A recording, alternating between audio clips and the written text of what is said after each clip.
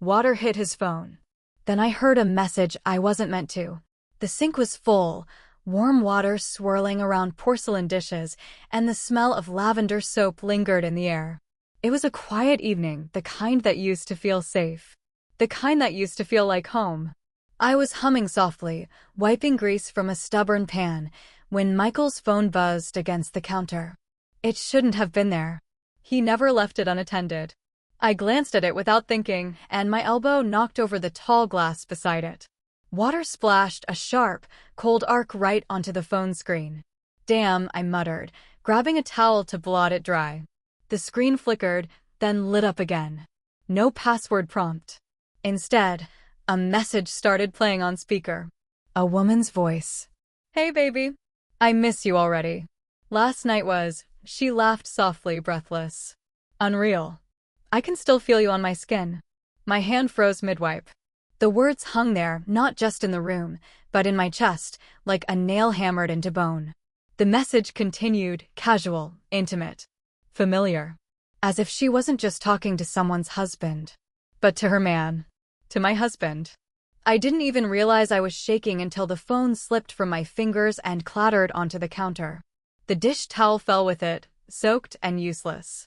I stood there, the water running, suds dissolving into nothing. Everything inside me felt wrong. Like I had walked into the wrong life. Like I was the intruder. Michael walked in moments later, whistling. I turned to him slowly.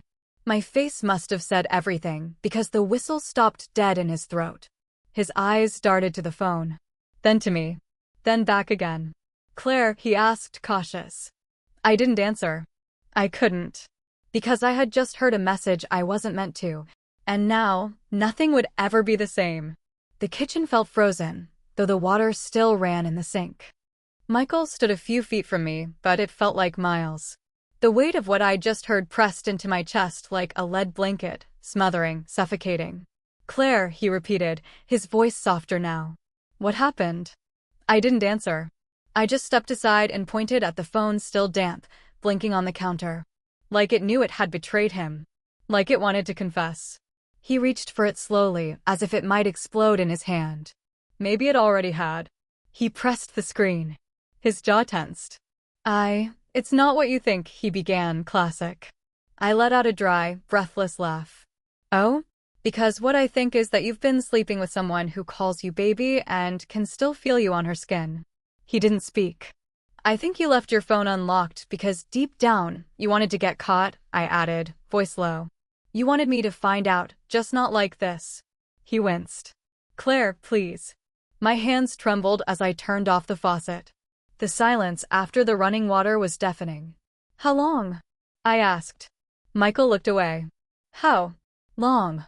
"About 3 months," he admitted, staring at the floor like a coward. 3 months. 3 months of lies. Of dinners where he looked me in the eye. Of kisses that meant nothing. Of quiet mornings where I thought we were okay. "You made me feel crazy," I whispered. "I told you I felt distance, that something was wrong, and you told me it was stress." "It was," he said weakly. "At first." I shook my head. "No, Michael. It was you. You were what was wrong." The silence stretched between us like barbed wire. Every second that passed, I unraveled more.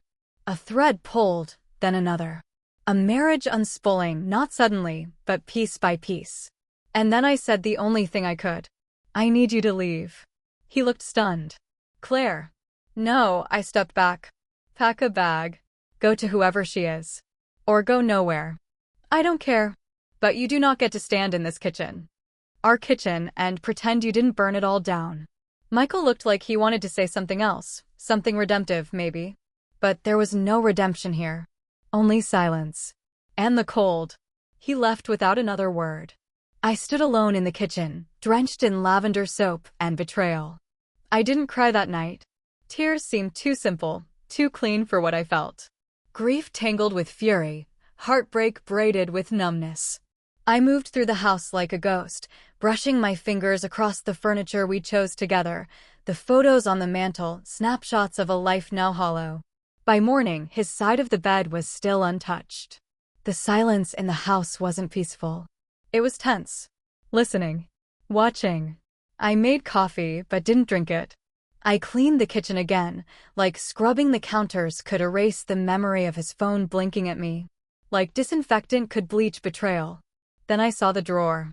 It was small, part of the sideboard he inherited from his father, the one he insisted stay locked because the key was lost. For years, I didn't question it. I never pressed. I trusted him. But that morning, I opened the junk drawer, and there it was. A tiny brass key tangled in a roll of twine. I held it for a moment, my heart thudding in my ears. Maybe it was nothing. Maybe it was just old receipts and screws and dead pens like he claimed. But I knew better now. I unlocked the drawer. Inside was a stack of envelopes, neatly rubber-banded. Receipts. But not just any receipts, hotel bookings. Dinners. Designer lingerie from a boutique I'd never stepped foot in. All recent. Buried beneath them, a card. To M, thanks for the weekend. You make me feel alive again. Can't wait until we don't have to hide. It wasn't just an affair. It was a second life. I stood there, holding the pieces of someone else's romance inside my home. In the drawer he told me didn't matter. My breath hitched, shallow and sharp. He didn't just cheat, he planned it. Hid it. Fed it with money, time, and intimacy I thought belonged to us. This wasn't a mistake. This was a decision he made over and over again. And suddenly, I wasn't numb anymore. I was cold steel. I sat at the kitchen table for hours, the card in my hand like a wound that wouldn't stop bleeding. Her handwriting was loopy and confident. The kind of woman who wrote without guilt. The kind who never considered the collateral damage. Or maybe she had and just didn't care. I stared at the name again, A. I didn't even know her full name. But I had the receipts. Hotel names. A boutique. Places that took IDs and emails and loyalty memberships. By mid-afternoon, I had her name, Alexa Hale. I stared at the screen. Blonde. Early 30s. A professional photographer with a curated Instagram feed full of lens flare and stolen smiles. She even had a tagline, capturing beauty and truth. I almost laughed at the irony. There was a contact number on her website. I called it. It rang twice. Then a voice, her voice. The voice from the voicemail. Alexa speaking. I froze. The sound was so familiar now it made my stomach clench. Alexa, I said quietly. You don't know me. But I know you. There was a pause. I'm sorry, who is this? I'm Claire. Michael's wife. Dead silence. Then, faintly, I thought he was separated. Is that what he told you? I asked. Did he also tell you I still live here? That we shared a bed last week? That you were a voicemail away from being exposed? Look, I didn't know. He said, her voice cracked. He said it was over. That you were just delaying paperwork. I let the lie sting her. He left last night, I said. But not before I heard your message. Not before I opened the drawer with all the receipts, the notes, the lies he kept like trophies. She didn't speak. I'm not calling to fight with you, I added. I just needed to know the shape of the story. And now I do. Claire, she finally whispered. I'm sorry. But the thing about apologies from strangers is that they don't stick. They don't undo anything. I ended the call with a single sentence. Next time a man says he's married but separated, ask to see the divorce papers. Click. I didn't cry after hanging up. I felt cleaner. He came back at 10:42 p.m., as if nothing had changed. I was in the bedroom, sitting on the edge of the bed where we used to laugh, dream, and plan a future I now knew was only mine. The light was dim, the air tense, and the drawer, the one with all the receipts, was slightly open like a wound still bleeding. Michael tossed his keys into the bowl near the door, loosened his tie, and said, "You're up." I didn't answer. Just watched him like a stranger might, calmly, analytically. He finally looked at me, frowning. "Claire? You okay?" I picked up the hotel receipt and held it between two fingers. Did she know about our anniversary trip? Or was that her weekend, too? He froze mid-step. What are you talking about? I didn't raise my voice. I didn't need to. Alexa Hale, I said, enunciating each syllable like a knife being unsheathed. Photographer. Blonde. 32. Calls you Mikey and voicemails you forget to delete. His eyes widened just slightly, barely, but I saw it. The first crack in the glass. You went through my phone? No, I replied. The water did. I just happened to be there when it played her message.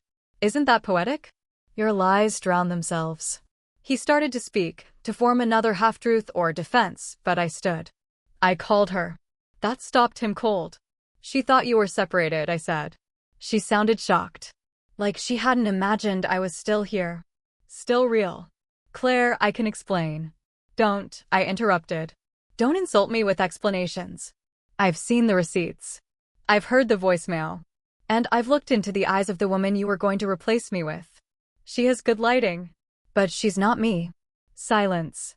And then I said the thing that made him flinch. I wasn't going to scream. I wasn't even going to leave. I was just going to wait until you walked back into this house and watched everything fall out from under you. Michael's face shifted then, panic creeping through the cracks of control he'd spent years perfecting. You don't get to come home like nothing happened, I said, voice low. You don't get my silence anymore. I stepped around him and picked up the packed bag by the door. Not mine, his. I had time today. Time to think. Time to feel. And time to finally decide that this house doesn't echo with love anymore, just your betrayal. He stared at me stunned. I don't hate you, I whispered. But I'm done carrying the weight of someone who was never really here. Then I opened the door and waited. And after a long pause, he walked out. The house was still, but my thoughts weren't. I had spent hours cleaning, not to tidy, but to erase him. Every trace. Every shirt, mug, note, toothbrush. Gone. But nothing could clean the ache gnawing inside me. The voicemail was betrayal. The hotel receipts, lies. But what came next made those seem merciful. It started with a call. Blocked number. I usually wouldn't answer. But some pull from the pit of my stomach, made me swipe right. Claire, the voice said. Female. Nervous. It's Alexa. Please don't hang up. I didn't speak. Let the silence strangle her. I just found out something, she stammered. Something you need to know. He lied to me too. I swear. But I think you deserve to know everything. Still, I said nothing. Just listened. I'm pregnant, she blurted. 12 weeks. He knew. He was there at the first scan. He told me you'd left him. My throat closed. He said you'd moved out. That it was safe. That we could start fresh. I believed him. God help me, I believed everything. I still didn't speak. But my knees gave out. I sank to the kitchen floor. He's not answering my calls anymore, she whispered. Maybe because I told him I reached out to you. I thought you should hear it from me, not from a lawyer. The line went dead. For a moment, the silence in the house became a scream. Pregnant. A baby. A future. With her. I stared at the fridge door, the old ultrasound we'd kept from the child we lost 3 years ago. I had named her. Michael hadn't shown up to that scan. Said he had a meeting. That day still haunted me. And now this. This wasn't just betrayal. It was replacement. Not just of me, but of the life I had mourned alone. I stood slowly. Walked to our bedroom. Our bed. The place where I once imagined lullabies and first steps. I picked up the picture of us at our wedding. His hand over mine. And then, with steady hands, I broke the frame, pulled out the photo, and sliced it down the middle. I stared at the half that remained, just me. Alone. But somehow stronger. This wasn't just about heartbreak anymore. It was about reclaiming the pieces of myself he'd chipped away, while building a new life behind my back. And I would rebuild, too. But this time, not for us. Just for me. The day I walked into the lawyer's office, I wasn't the same woman who had collapsed on the kitchen floor. That version of me had shattered, but what rose from those shards was something colder, sharper, and no longer afraid. Claire Donovan, the receptionist, asked. I nodded, clutching the manila folder tighter, the one filled with receipts, screenshots, printed voicemails, and the sonogram Alexa had sent me after our second call. Evidence. Every betrayal preserved like pressed flowers. Proof that my life had been rewritten behind my back. My attorney, Dana Ashcroft, was a woman in her 50s with the kind of calm that only came from decades of dealing with men like Michael. She scanned the documents, then looked up at me with a controlled kind of fire in her eyes. "Claire," she said carefully, "what your husband did isn't just immoral. Depending on how we play this, and we will play it smart, it may be criminal. Fraud. Emotional abuse. And if he tried to siphon joint assets into a separate account for her and the baby, that's financial misconduct." I didn't flinch. I had flinched enough for one lifetime. Dana leaned forward. "Are you ready for what this will cost? The legal battles. The media if it leaks. And if he fights for custody of your home, or tries to weaponize her pregnancy." I raised a hand. "He already cost me everything. My peace. My dignity. My trust. This is the only thing I can control." She nodded. "Then we file."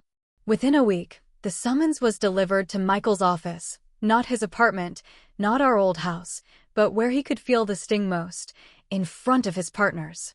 3 days later, his response came. A rushed counterpetition. Denials. Manipulations. Even subtle threats. But what he didn't count on was Alexa. She'd flipped.